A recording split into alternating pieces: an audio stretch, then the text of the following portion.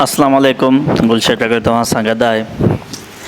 लिसानियत जो हिकु अहम मौज़ू आहे लिसानियत जूं शाख़ूं। लिसानियत जूं बुनियादी तौर ते टे शाख़ूं आहिनि: बयानी लिसानियत, तारीख़ी लिसानियत ऐं टियों आहे तक़ाबली लिसानियत। पहिरियां ॾिसूं था बयानी लिसानियत छा आहे। बयानी लिसानियत कंहिं बि ॿोली जे अमली तरीक़नि जो कंहिं बि हिकु दौर जो जाइज़ो वरितो वेंदो आहे।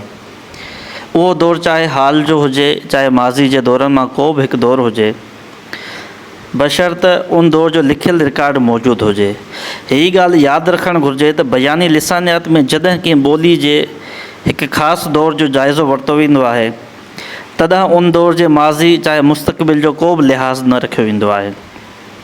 उन्हनि खे बिल्कुलु नज़रअंदाज़ करे पोइ उन दौर में ज़बान जूं ख़ुसूसियतूं बयानु कयूं वेंदियूं आहिनि।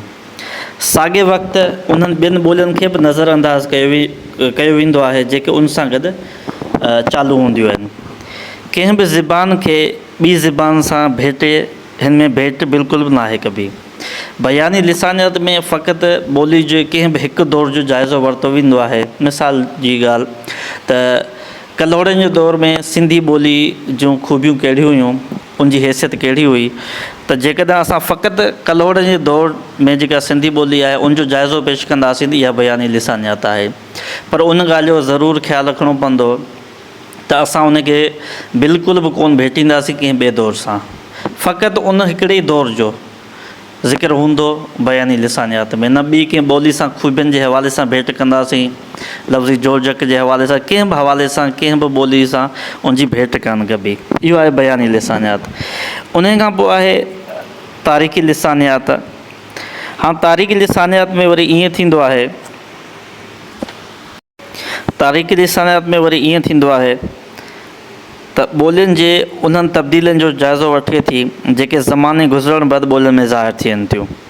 उन्हनि तब्दीलियुनि जा असबाब ऐं नतीजा मालूम करे थी जेके ॿोलियुनि में अंदरां ऐं ॿाहिरां ज़ाहिर थियनि था।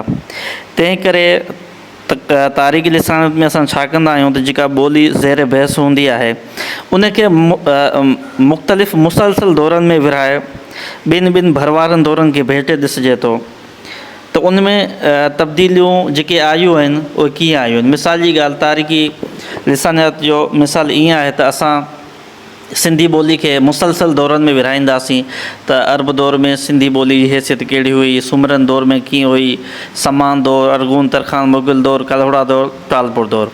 त हिकिड़ी ॿोली खे मुसलसल दौरनि में असां उनखे विरहाईंदासीं ऐं उनजो छेद कंदासीं त आया उन में दौरवार कहिड़ियूं जेके आहिनि तब्दीलियूं आयूं आहिनि उन जे फ़नी हवाले सां, फ़िक्री हवाले सां, त ॿोली जी हैसियत किथे बीठी आहे।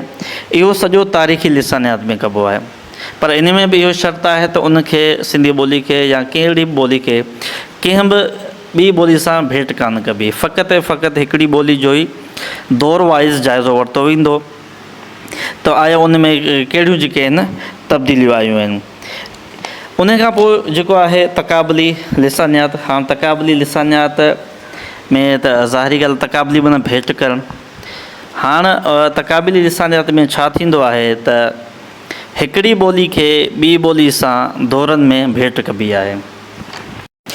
तक़ाबली लिसानियत जे ज़रिए ॿोलियुनि जे विच में जेका भेट कबी आहे सा ॿिनि क़िस्मनि जी थींदी आहे।